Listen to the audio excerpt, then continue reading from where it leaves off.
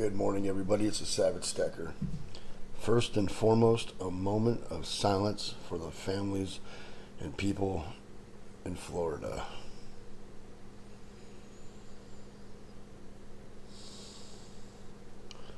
All right. Thank you, everybody, for coming by my YouTube channel, and hopefully you'll hit the subscribe button down below and give it a thumbs up and a comment. I haven't been able to get to all the comments lately because there has been a lot of comments, and I thank each and every one of you for those comments, and I will try to get to them. I'm probably going to set up an in-house moderator so they can read comments for me and check things, and I'll also get to them myself eventually. But there's just been a big influx of people on this channel lately, and I thank you all and appreciate you very much. All right, this is my LCS pickup yesterday, and I know it seems like quite a bit, and it is, and I have a couple things to talk about today. And the first thing is metals rich, cash poor. So I've been going a little crazy, and I haven't touched the savings yet, but it seems like when my check comes in, I have been just dumping quite a bit into metals minus my bill money. And I started to think about something this morning, and it's based on a comment that I read yesterday. And people have been, there's been some mixed comments. A couple people commented like, metals are stupid, you shouldn't be buying them. But once in a while I'll get a comment that's kind of negative but makes a little bit of sense. And somebody had said, what are you going to do when we go to a central bank digital currency? Are we going to be able to get rid of our metals? Are we going to be able to sell it? Are we privately going to be able to trade back into a fiat currency to use in public? And that's not exactly what they said, but I'm narrating here. And I got to thinking about that, and I'm like, you know what? I don't know. But it looks like they're going to be doing that in Europe with the euro.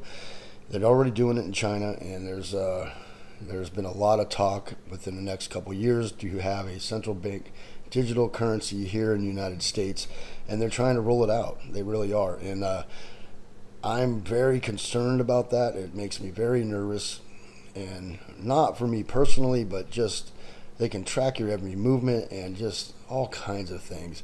And they can see exactly what you're purchasing, which is a bit sketchy. And, that's the times of selling under $10,000 worth of metals and not having to pay taxes will probably be over. We'll probably have to claim every bit of anything that we sell back to a coin shop or a metals online dealer or whatever, and have to do paperwork on every sell, which is just kind of mind-boggling.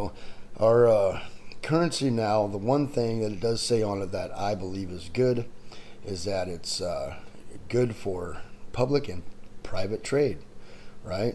Meaning that privately nobody tracks what we do. It's not even the honor system. It's a system that's supposed to be in place that we are allowed to trade amongst ourselves without having any kind of repercussions. And what if we go to a central bank digital currency? Is that going to be gone? Are we going to have to find other ways to barter? There are some really, really smart individuals out there that are talking about this right now, and they're not letting up. They're really concerned as well with this CBDC, central bank digital currency, and people trying to go back to the barter system. Farmers trading eggs for corn to other farmers. People will be able to trade metals to farmers for items and goods and services. And I, for one, wouldn't mind a barter system like that. I think it's good to be able to trade with your local with your local people, farmers markets and things like that. I shop at them quite a bit. I used to be a restaurant manager before I became a truck driver, and I used to do specials all the time. And I had the freedom to go down and shop the farmers market and do specials. And I would make anything from brick-fired pizzas to all different kinds of things, just with farmers markets ingredients, meats, veggies, flour, dough, right from people that make the stuff at a farmer's market. And I will tell you, it is some of the best food I think I've ever cooked.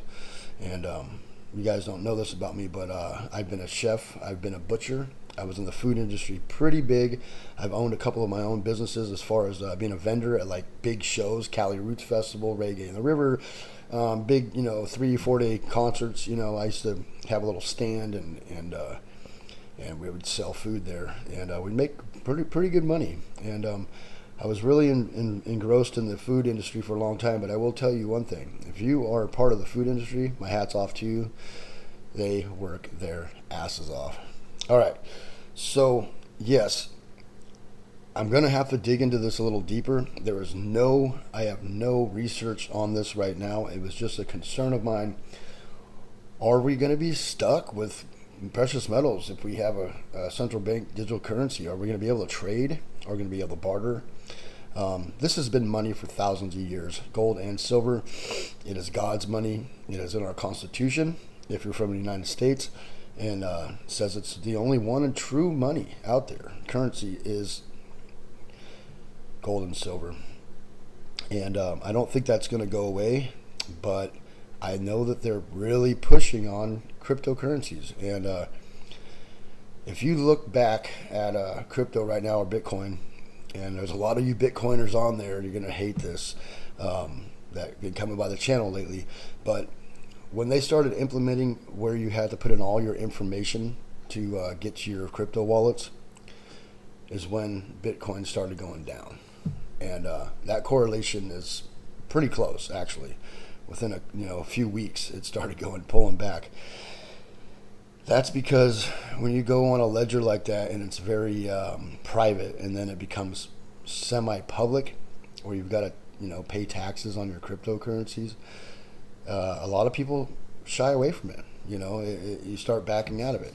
Now, I've been locked out of my cryptocurrencies since 2017.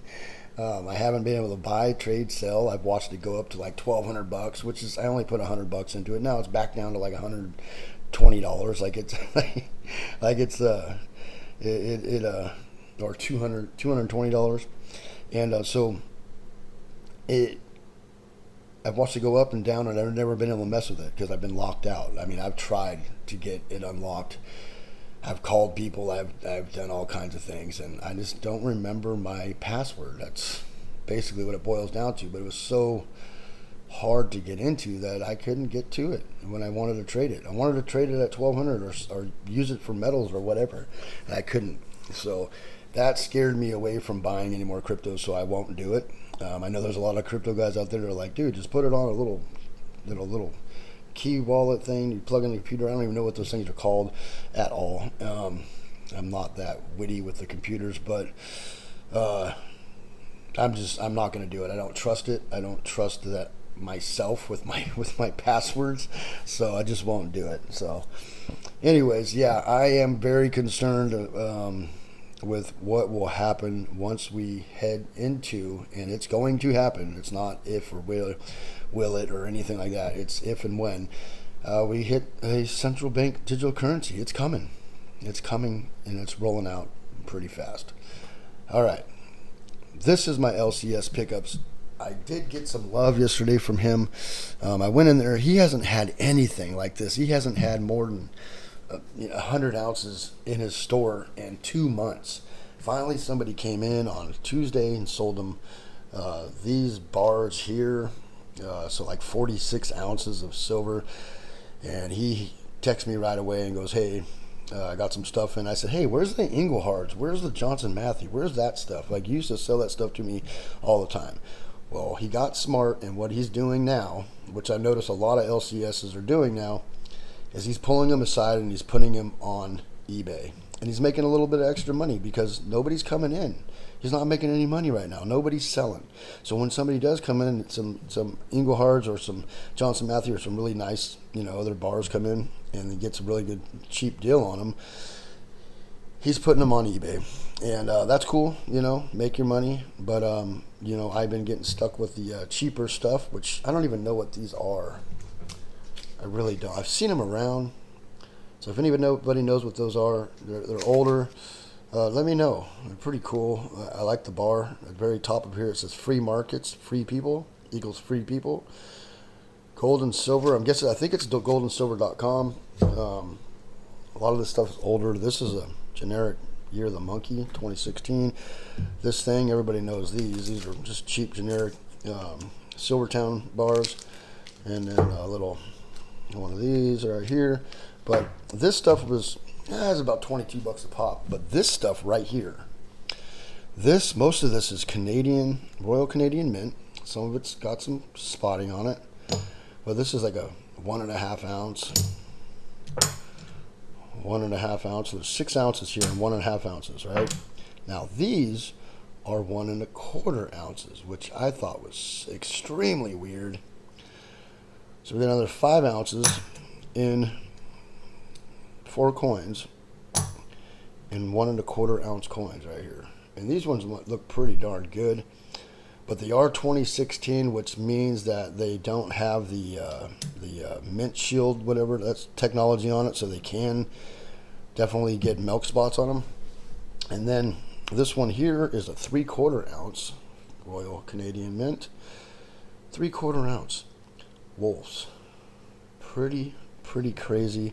And then a 1/2 ounce polar bear, which I have a full ounce polar bear in my pocket that a great friend of mine, which I need to reach out to, I haven't talked to in a while, I feel horrible, is Dean Lorman from Tomoko's Enterprise. If you're out there, brother, I love your life, man. He gave me a polar bear, told me to take it out of the capsule and just leave it in there, and we'll see what it looks like in a year. Well, that year's about up. But there's that. Toned up 1/2 ounce. And then I got some weird stuff here. I got a Money Metal Exchange 1/2 ounce, a Sunshine Mint 1/2 ounce, and then this thing, which is what I thought I thought this is a 1/2 ounce Money Metals Exchange around here, and I thought that those walkers I got the other day, I thought were these, but they weren't. They're actual walkers. So another 1/2 ounce there. So total right here is 13 3/4 ounces, and he gave me this stuff for $20 a pop because it had some milk spots and it's fractional and it's just weird stuff you can't sell. And he's like, "Hey, would you take this for $20 an ounce?" I said, "Absolutely," like for sure. And so I got that for dirt cheap. Here, I haven't bought silver at $20 an ounce in a while. The best I've done is like $21.50, like a month and a half ago, for Monument Metals, those Nader bars, and so not bad there. And this stuff I got for about $22 an ounce, so $3 over spot or whatever it was, $2.90 or $2.87 or something like that. And so I got that, and then these I got a little U.S. assay office. That's a good little come up. It's got some milk spotting on it, obviously. These are hard to come by.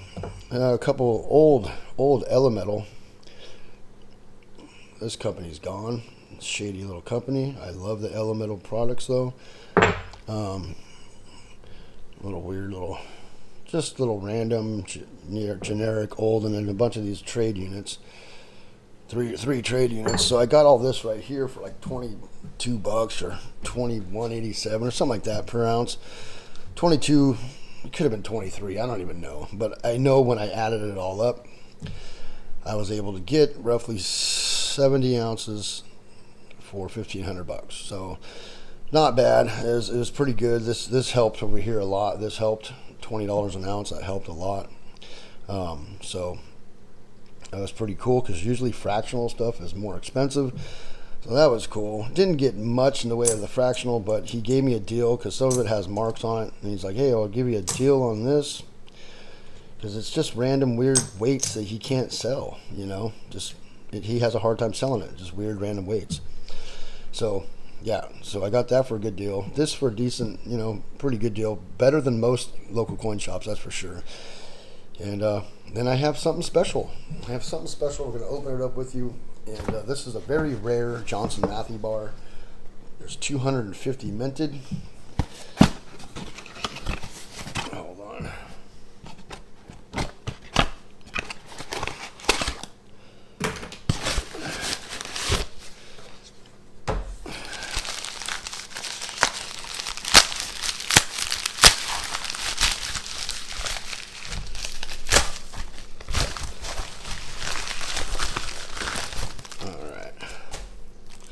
First time looking at it here.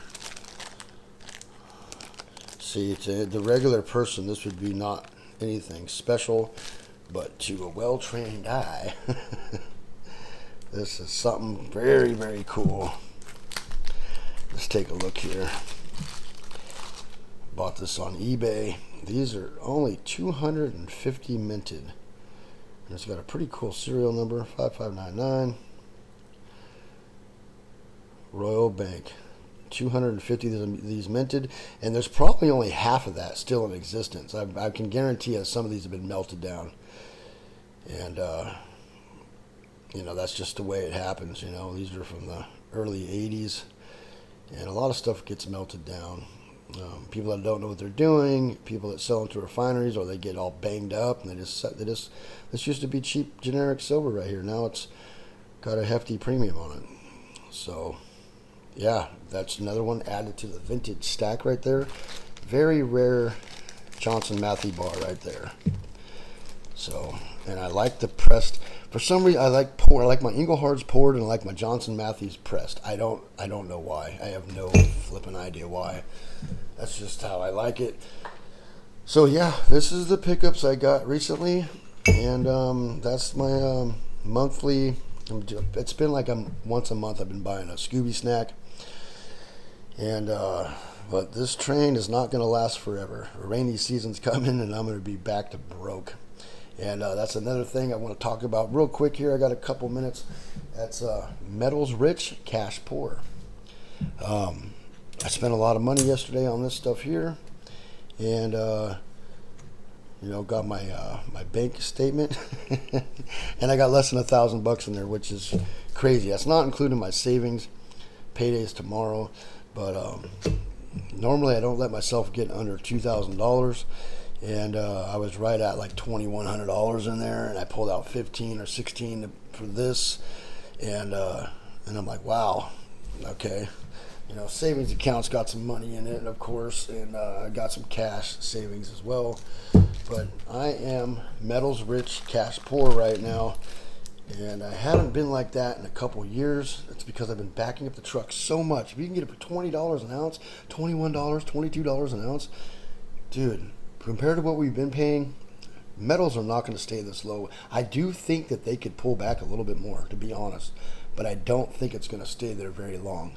Our economy is too beat up to fix itself, or to fix it at 3/4 of a basis point, 75 basis points, 2 or 3 or 4 or 5 times. It's going to send us into a deeper recession, and I don't think it's going to get better anytime soon. I think that I think it's going to go up. The only reason it's pulled back now is because for one, manipulation, and for two, the dollar is strong. The dollar is strong versus other currencies. The dollar is strong against other currencies, but it is just the shiniest turd in the bunch. And then it's still fiat. It's still losing value. We've lost probably 20% of its value just in inflation, and inflation's not going to go away. When have you seen food costs go up and then come back down? They don't. Once it gets up to that level, they pull back a little bit, but they don't ever come all the way back down. So I think our new costs are here to stay, and I think metals will reflect that as soon as they're done playing with all the points and the interest rates and all the things. And I think that's one day soon, this is going to pop, and and I'm okay with dumping a lot of cash into my metals right now. Thank you for everybody for coming by. It is the Savage Stacker. If you wouldn't mind, go down there and hit the bell icon to get updated on my latest videos. Please give it a thumbs up, rate, and subscribe. The Savage Stacker is over and out.